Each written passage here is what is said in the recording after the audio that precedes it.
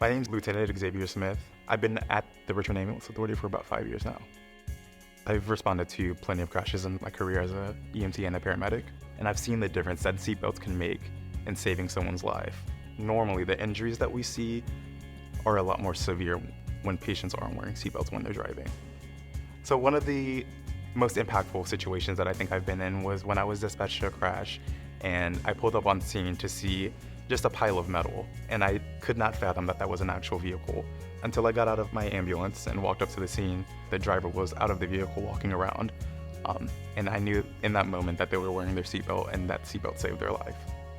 When I arrive on scene and I find that a driver's not wearing their seatbelt, it's a little frustrating, just because it's so easy to get in your vehicle and then put your seatbelt on.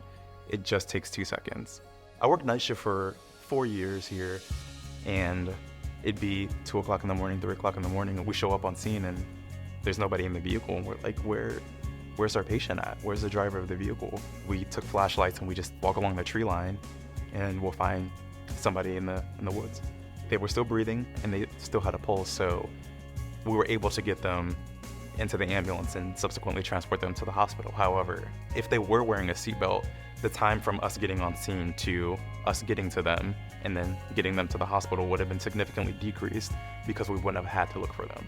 So some of the most common injuries that we see in car crashes when people aren't wearing seatbelts include head injuries, facial injuries, neck injuries, chest injuries, and back injuries. Most of these stem from you hitting your chest or your head on the windshield, the dashboard, the steering wheel. But if you are wearing your seatbelt, all of those injuries can be contained. You may hit your head on the steering wheel or the airbag.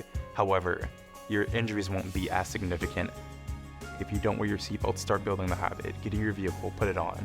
Don't move your vehicle until you put your seatbelt on. It's the safest thing to do.